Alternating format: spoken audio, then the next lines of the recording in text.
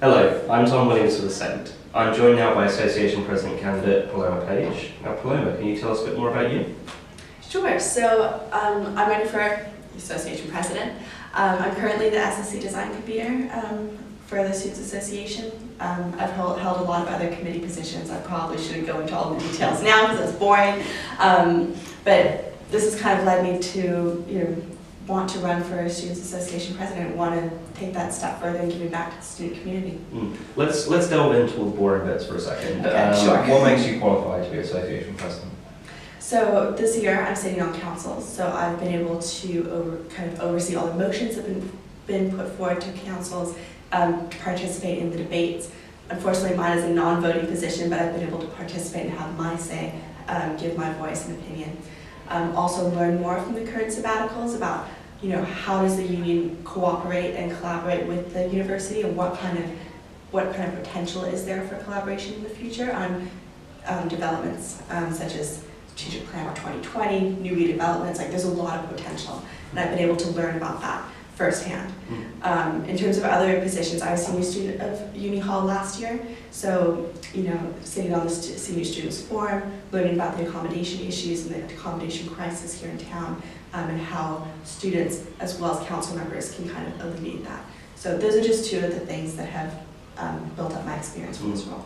You obviously got a lot of experience in the union, so let's jump straight into the manifesto.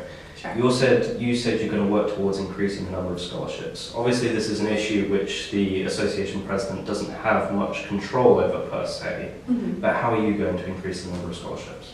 Right, so I think that it comes down to my ideas for how we do so. I think one of the problems in the development offices, not the problems, but more a challenge that they find, is finding alumni who are willing to give enough money for there to be a substantial kind of amount of money to start a scholarship off from. What I'm thinking of doing is increasing the number of corporate scholarships that we offer. So this would benefit students in 3 ways. First of all, there are more scholarships for students, and it's not just for students from poor income backgrounds, which is incredibly important, but we can diversify the kind of scholarships we give out, talking about merit-based scholarships as well. It will alleviate the problem of a post-Brexit world because we can look at corporations from Europe and other countries and try to reach out for them, and in that way build connections between our students and companies in those countries for graduation. And third of all, there's more opportunity to find more scholarships because companies have a lot more money than single individuals most times, and are probably more willing to give that money, especially if alumni already work there, of course, can kind of put in a good word, more willing to give that money, and also to offer maybe work shadowing, internships experience as kind of a two-way scheme. Have you got sort of a ballpark figure for how much you're looking for a scholarship? I don't have a ballpark figure at the moment. I think that's something I'd work with the development office on, and would come probably after we decide where those scholarships are going to go and what kind of scholarships they're going to be. This is obviously heavily reliant on alumni outreach and corporate outreach. How would you improve upon that? Sorry, say it again. How would you improve upon alumni and corporation outreach to benefit the scholarship schemes? Sure, I think a lot of it has to do with students right here and now because they're soon going to be alumni. I think educating them as to what a huge impact they can have on the student community even after they leave university, I think will really improve, and it's kind of an exponential growth kind of model. The more students we have, the more alumni we'll have in coming years. That's only going to grow more. So we might not see this scheme reach its full potential under the next president's term, but by laying the groundwork, future presidents will see the alumni base and the opportunity for outreach really grow. So this is a legacy project essentially. It won't be realised until a number of years down the line. Its full success may not be realised in the coming year, but I think that this year would be a really great opportunity to lay the groundwork. Now, we've got a record-breaking 5 candidates in this election. What sets you apart from the other 4? I think what sets me apart is my vision for the Students Association. What I'm advocating for is positive change. Change is going to come no matter whether we want it or not. The university is going to grow. And what my campaign is about is advocating for a healthy growth rate. I think that we can take inspiration from a lot of private universities in America, for example, whose numbers are so much smaller than ours, but they're almost at the Ivy League level. So I think as much as change and growth can be positive and natural and healthy for a university, I think we can compete on an international level without growing at a crazy rate. I think we can keep our small, tight-knit community and still be competitive. And that again goes to educating the students now what they can do as alumni, because it's about, you know, maintaining and growing that legacy. What for you constitutes sustainable growth? Because the principal has announced that she is exploring the possibility, it's not confirmed, but exploring the possibility of raising the student number to 10,000. So what is sustainable growth for you? I think it's about consistency of resources. So, you know, if we look at the kind of the history of the university, 3,000 more students in the next 2 years isn't crazy. It isn't unheard of. I think that's happened a lot in the past, that level of growth of the student population. What it's about is being really careful about scaling up the resources in line with the growth of the student population. So making sure that there's enough study spaces, making sure that there's enough, you know, tutors, that there's enough room in the union for societies and enough resources for those societies to, you know, take on more members. It's just all those resources, making sure it's consistent across the board and scaled up in line with the growth of students. Now, one point on growth you failed to touch upon there, which is obviously intrinsically linked to growing student numbers, is accommodation. What will you do on accommodation? Right. So to answer your question specifically, the first part about accommodation and growth, I think there are a lot of redevelopment projects that are starting to be born, starting to be implemented in the coming years. Also kind of the reorganization of the whole university campus. So there is more accommodation coming. What's important is what kind of accommodation is it going to be? And that's where my vision comes in, of balanced options. So obviously we need to make sure that the new accommodation is available to all students, accessible to all students, no matter what their income background is. We're never going to get dirt cheap accommodation that is really high quality. It's just not going to happen. But what can happen is making a variety of options that cater to all income backgrounds, and then also offering enough funding support so that no matter what that price is, no matter what the income background is, that student can find the help he needs to have a really good place to live and a value for money living experience. So it's support for the already existing accommodation or the expanding accommodation? Yeah. Okay. So it's making sure the new accommodation, there are a variety of options. So whether that's going to be an ensuite room, which is slightly more expensive, or if it's going to be a shared room, which is slightly cheaper, that will cater to two kinds of students: independent students and maybe students who are living more on a budget. Yeah, and then also, so I don't want to go too much into that. Yeah. But that's what you'll be lobbying the university and RBS for. Yes. In terms of other lobbying, what will you be fighting for on Brexit? On Brexit, so I think for Brexit, we really need to work with other Scottish universities to kind of push forward a view to politicians that university in Scotland, we need to maintain our international student bodies, and we need to maintain our European connections, because it's really imperative to the community and the opportunities we offer our students.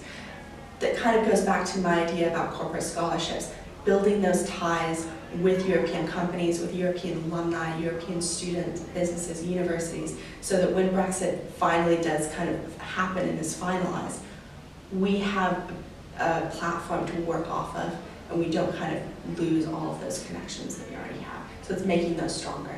So you're talking about setting up graduate schemes, as you mentioned in your manifesto, graduate schemes in Europe for UK students and graduate schemes in the UK for EU students, so they can remain here afterwards, correct? Yes.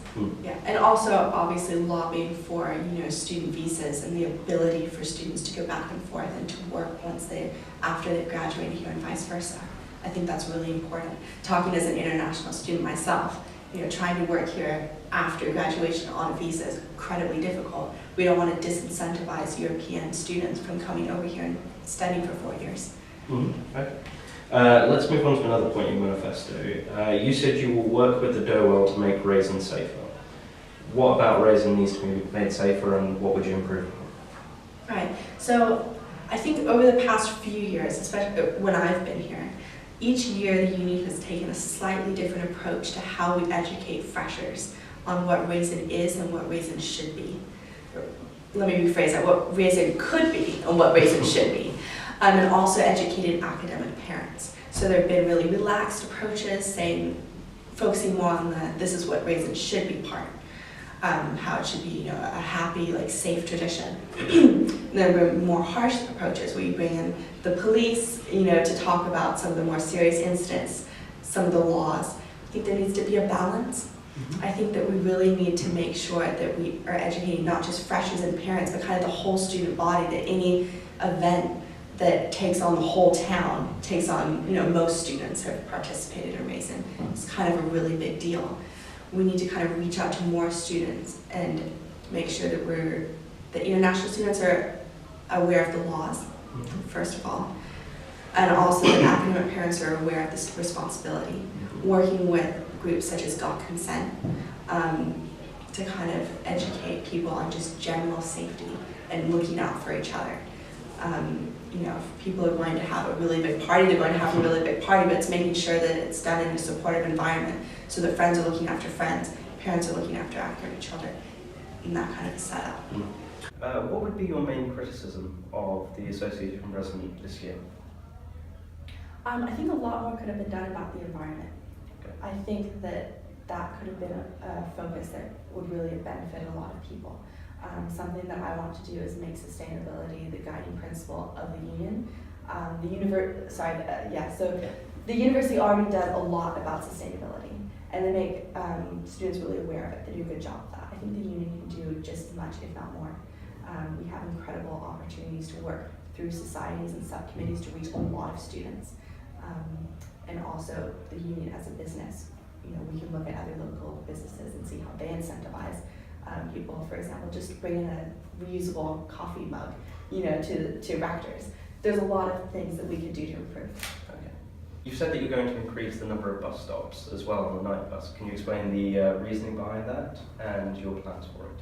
Sure. So the way that I understand it now, the night bus mostly just stops in certain places in the main center of town, and then also around halls of accommodation.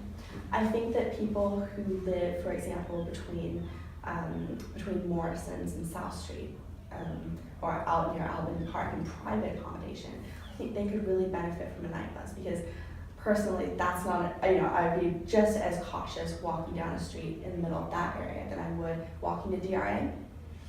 And I've heard from a lot of people that they would like to see, more facility, more resources going towards that. So I think that would be an important thing for students living in private accommodation, that they don't feel that they have to pay for that taxi, that they have to kind of, stay with that friend who's in a hall because a night bus doesn't go there.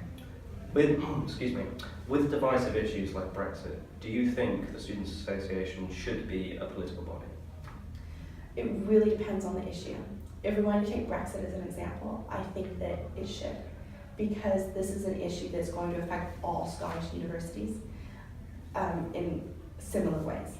So I think in that sense, it's important that we work and collaborate with other universities to kind of raise the platform for our voice and advocate for something that's really quite serious and could be quite detrimental to how we run as a university and what our university looks like. So when it comes to Brexit, yes, I think we should be a local body. Okay.